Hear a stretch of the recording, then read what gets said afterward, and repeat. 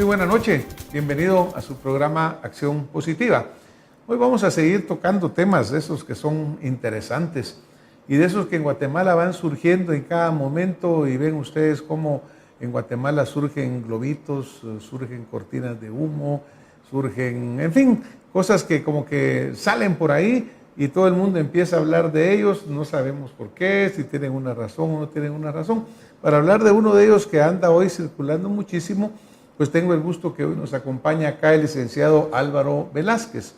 Él es sociólogo, columnista, escritor e investigador social y autor de un libro muy importante, Ideología Burguesa y Democracia, que en este momento está siendo objeto o el área de una discusión muy interesante sobre estos temas que siempre es bueno pues refrescar y analizar.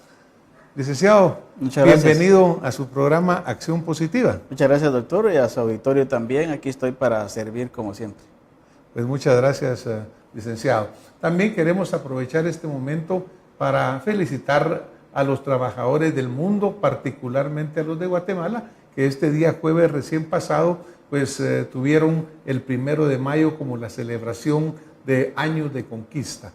Obviamente el trabajo, obviamente la unión de todos los que aportan en la vida económica de un país es fundamental para que todos podamos salir adelante. Pues Álvaro, yo mencionaba que iba a hablar de un tema que de esos globitos que en Guatemala son frecuentes, ¿verdad? O bolas, como a veces nos dicen, hasta guatebolas le llaman a nuestro país.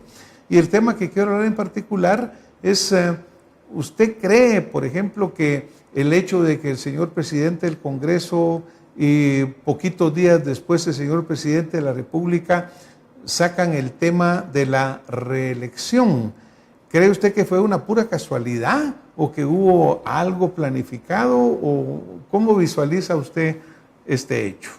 Usted lo definió bien, doctor, y yo creo que es un globito, ¿verdad? Fue un globito para desviar la atención. Yo, como la lectura que le di fue que se trataba de un ardid publicitario para desviar la atención de temas urgentes. Usted se recordará que antes de la Semana Santa nos fuimos a descansar con 3 grandes escándalos de corrupción. Uno era el tema de la compra-venta de armas y además de cámaras para el Ministerio de Gobernación sin licitación, que al final le toca a la industria militar proveerla. El otro tema era el del asunto del INDE, que fue un escándalo, un contrato que ni siquiera estaba aprobado y que fue reparado por la misma Contraloría General de Cuentas. Y el tercero fue el asunto de un salón llamado Bactún 13 en el aeropuerto, también muy oneroso y leonino. Así que, digamos, teníamos eso ahí en discusión los días antes, siempre en el mes de abril, y de repente sale el presidente Arístides Crespo del Congreso de la República hablando de que era necesario hablar de la reelección, confirmado posteriormente por el presidente de la República allá con el entrevistador Cala, ¿verdad? Y entonces me parece a mí que fue una gran irresponsabilidad política haber hablado de esto en ese contexto, en el contexto además que ya veníamos de descanso, pero que además no es tan irresponsable si lo leemos desde el punto de vista de ellos. Ellos tenían clara la película de que usted y yo estuviéramos hablando hoy de eso y no de la corrupción, por ejemplo, y de otros temas importantes, por ejemplo, la manipulación alrededor de la elección de la fiscal general del Ministerio Público, todo lo que ya vimos que sucedió, donde no importó el mérito, sino que se fueron todos por la finta política, donde las universidades privadas se prestaron, digamos, al contubernio con el gobierno. Y hay cosas más importantes que esta. Y sin embargo, pese a esta, digamos, irresponsabilidad política de la coyuntura por parte del gobierno, del presidente y del legislativo, de ambos presidentes, 2 organismos importantes del Estado, pese a eso, yo sí he abordado desde hace algún tiempo el tema de la reforma política del Estado que incluye varias propuestas de orden político. Su servidor trabajó durante muchos años en la Facultad Latinoamericana de Ciencias Sociales, Flaxo, y ahí organizamos en conjunto con otras entidades una propuesta de reforma electoral muy integral, muy avanzada, la Comisión Electoral de Asuntos Electorales del Congreso de la República se vio obligada a tomarla en cuenta.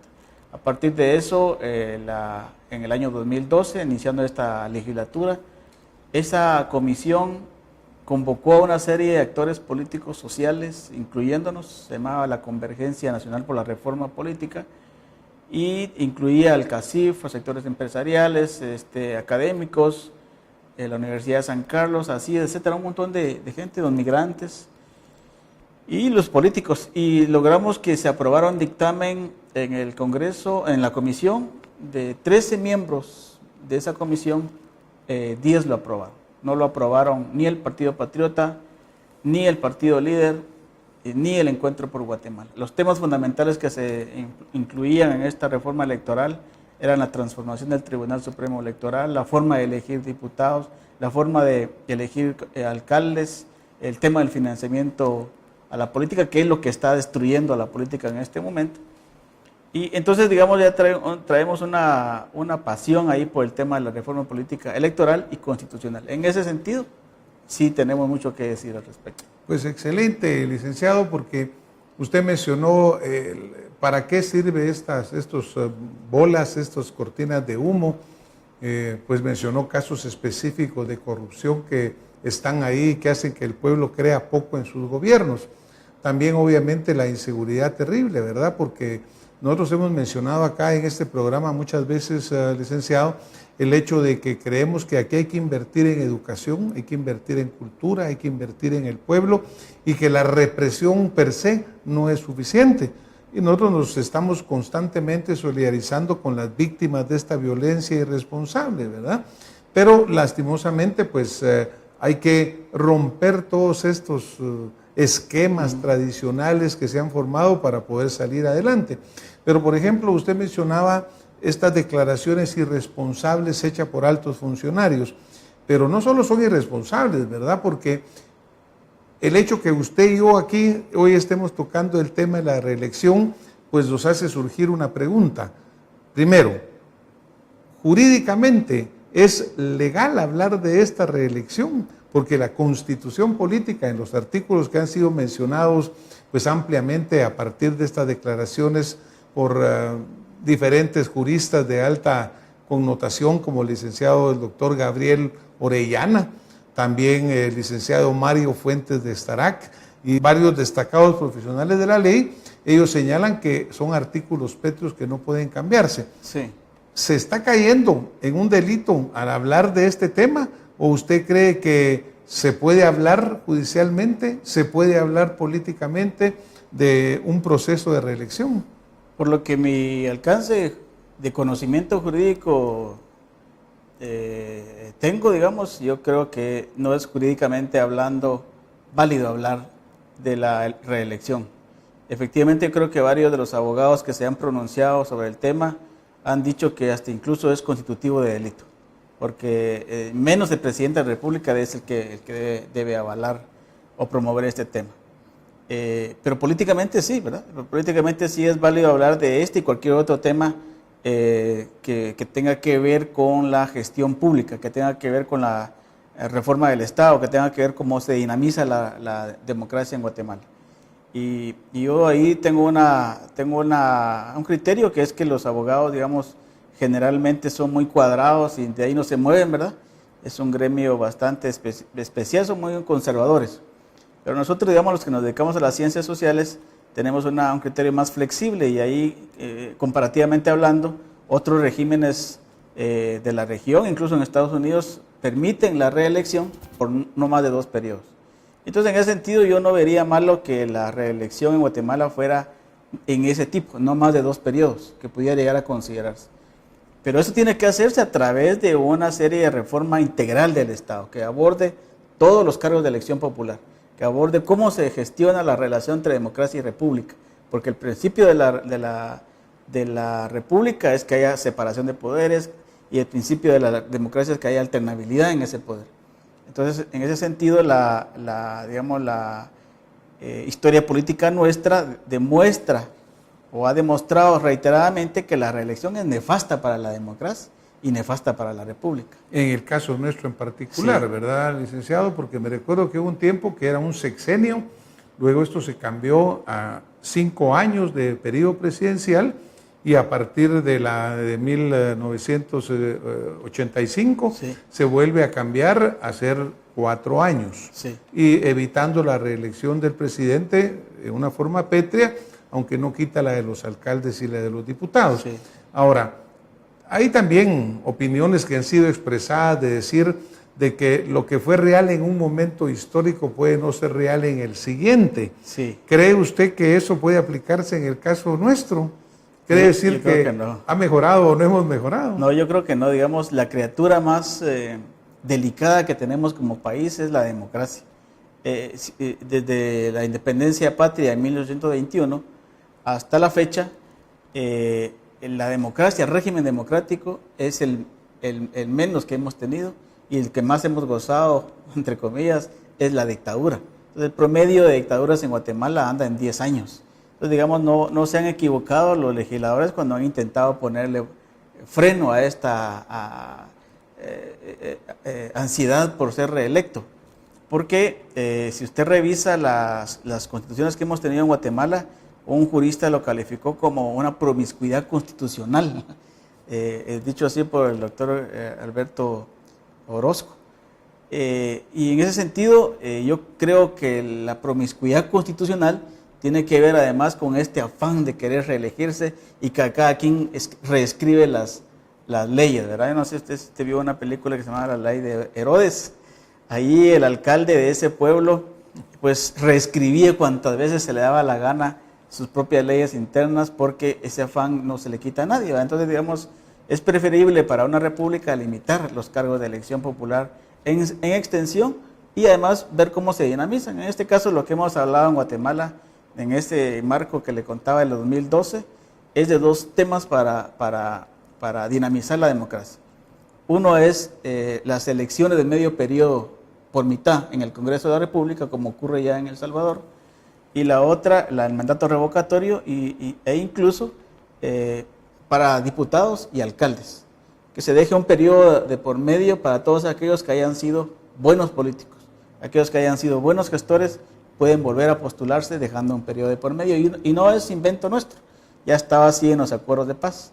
En el acuerdo de régimen electoral y reformas constitucionales firmado en México del 96, ahí se pedía que solo hubiera 80 diputados y que además solo fueran reelectos 2 veces, porque la idea era que entre más se extienda la oportunidad para un funcionario público de estar en el cargo, más se corrompe, ¿verdad? Entonces es preferible la limitación o la regulación, digamos, de los mandatos de elección popular. Claro, por ejemplo, nosotros tenemos nuestro vecino acá inmediatamente al norte, México, que tiene pues una tradición de sufragio efectivo, no reelección. Exacto. Esto viene desde la época de Francisco I. Madero, cuando se lucha contra don Porfirio Díaz, que tenía pues años detentando el poder y que obviamente es aún lo que se aplica en México.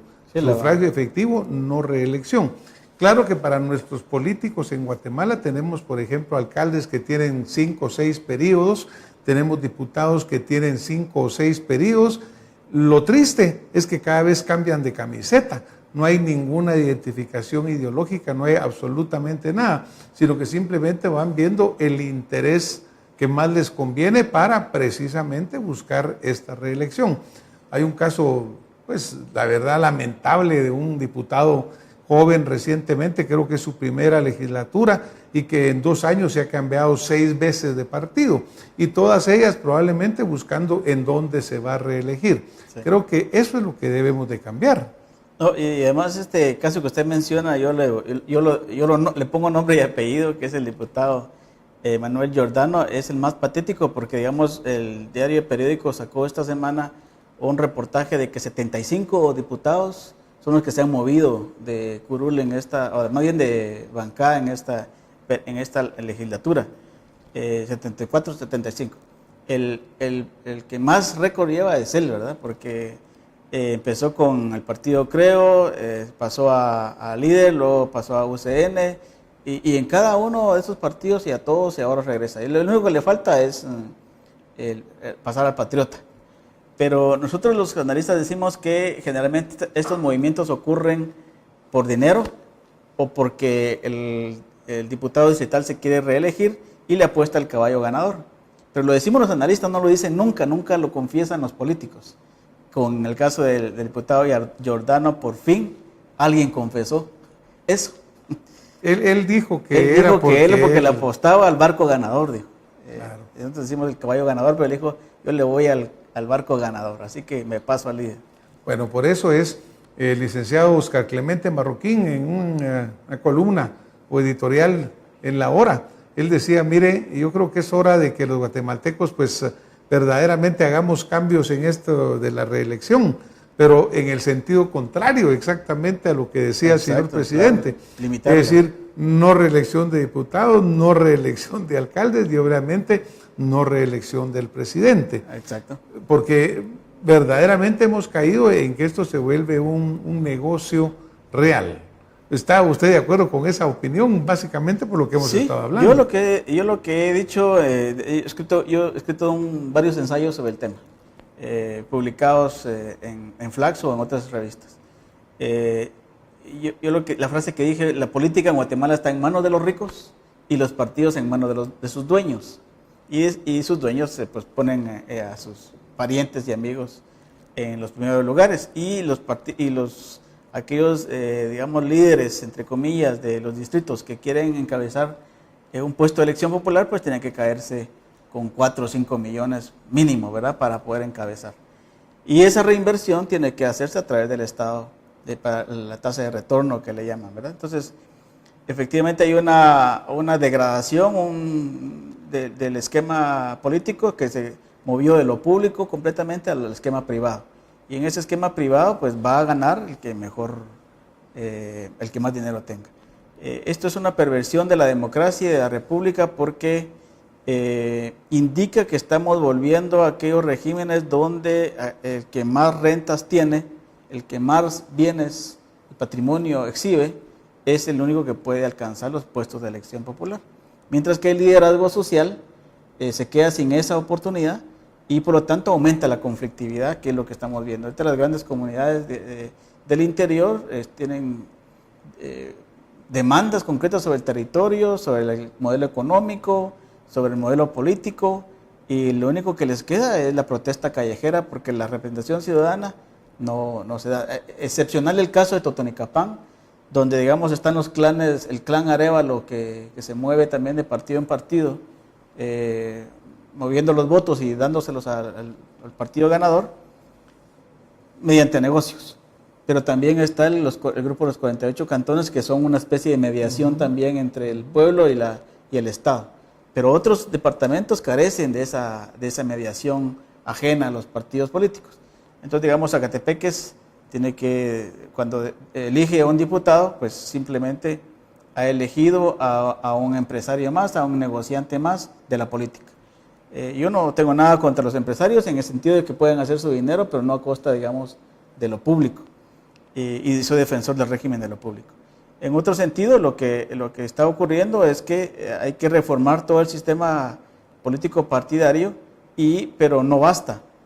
Si bien, digamos, reformar la ley electoral es importante, no va a bastar porque el esquema empieza desde la Constitución. Digamos, la Constitución es el que le dice al diputado que es prácticamente el dueño de la curul, ¿verdad? No es el partido. Aunque es electo por el partido, el diputado se representa a sí mismo. O sea que usted en alguna forma sí señala que hay que hacer cambios en la Constitución. Exactamente. ¿A través de? Yo propongo una Asamblea Nacional Constituyente. Siempre se ha mencionado que una Asamblea Nacional Constituyente tiene que ser pues muy bien pensada para evitar también que se abra una puerta pero se cierren muchas otras, o se cierre una pero se abran otras muchas más, ¿verdad? Sí. Porque eso ya ha pasado anteriormente.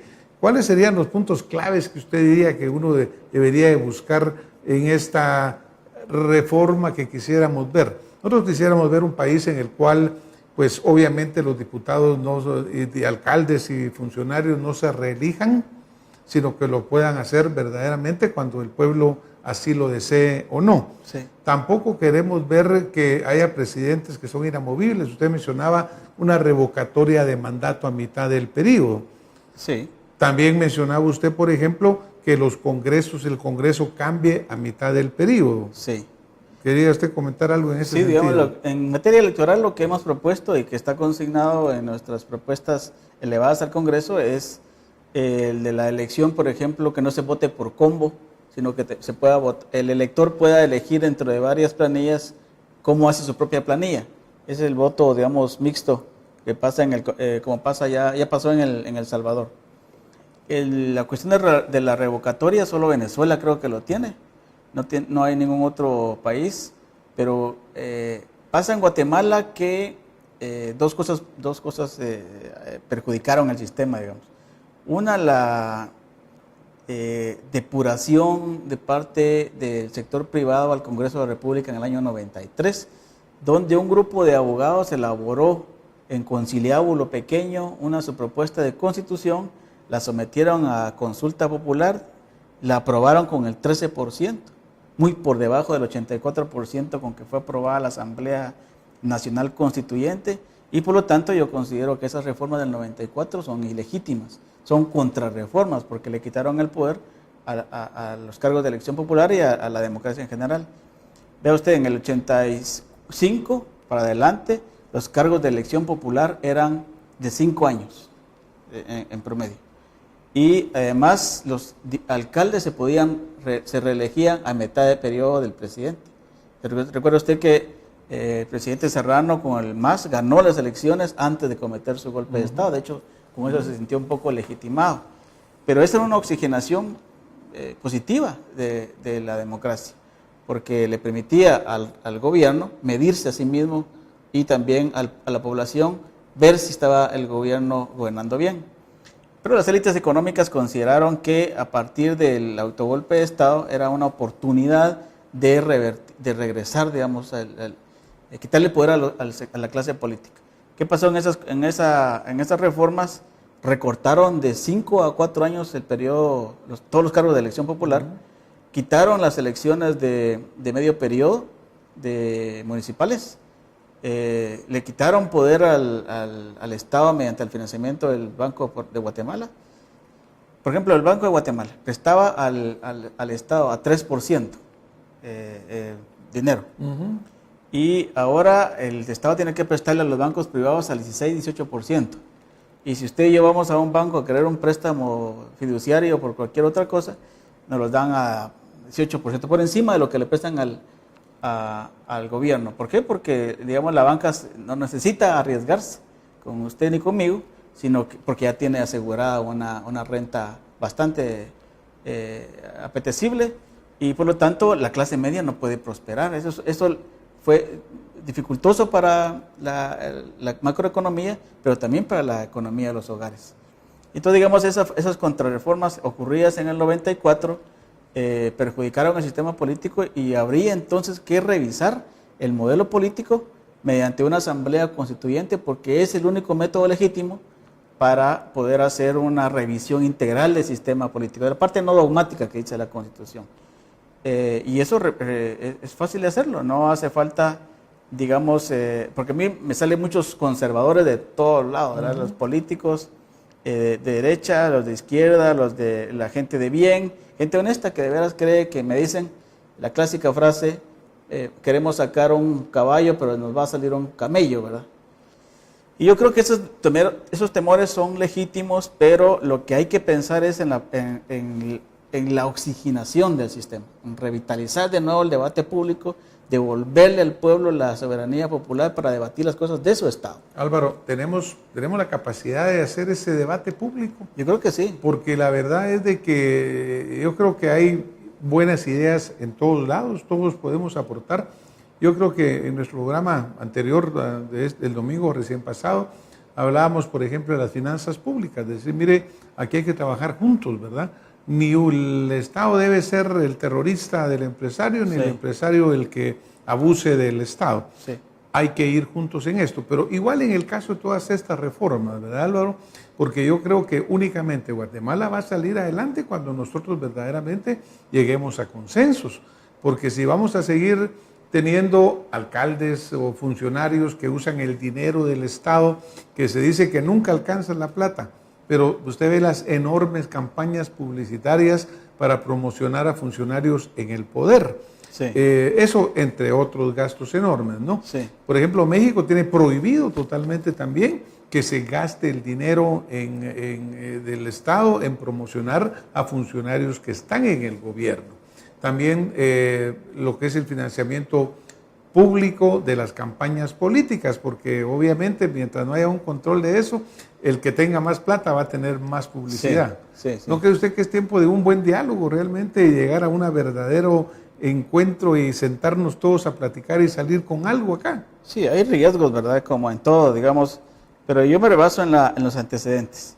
Digamos, la Constitución Política de la República, las anteriores, contemplaban cosas como elegir bueno, no contemplaban lo de los alcaldes, eso es una novedad del 44, pero por ejemplo hubo un Senado en Guatemala que representaba a los estados de la federación. Hubo más adelante un Consejo de Estado donde los cargos, los representantes de los departamentos eran electos, lo que viene a ser hoy en día los gobernadores. Esto existió en la Constitución Política de la República y se puede revisar otras cosas que tenemos en nuestros antecedentes legislativos y jurídicos constitucionales. Entonces, y también cuando se convocó a la constituyente del 84, no solo participaron en la convocatoria, no solo hablaba de partidos políticos, también hablaba de comités cívicos. En ese momento solo participó uno, que fue el que llevó al señor Quistán. Hoy día, en cambio, hay una sociedad civil mucho más fuerte, mucho más pluralista. Entonces, lo que habría que exigir es no solamente la convocatoria de la constituyente, sino también que la convocatoria sea muy amplia, para que no solamente participen partidos políticos, sino que además participen comités cívicos y expresiones distritales, partidos distritales, digamos, ¿verdad? Para que haya un fuerte movimiento a favor, por ejemplo, de la elección de los gobernadores departamentales, o Consejo de Estado, o Senado, etcétera, pero que haya un gran debate.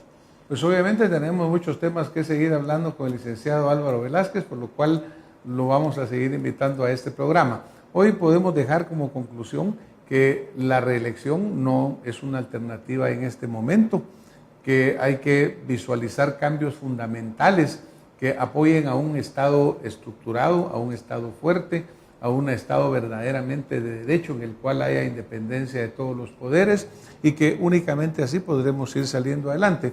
Licenciado, hoy nos tenemos que ir esta noche, pero lo invito a que volvamos a sentarnos acá en esta mesa y sigamos discutiendo estos temas de tanto interés para los guatemaltecos. A las órdenes.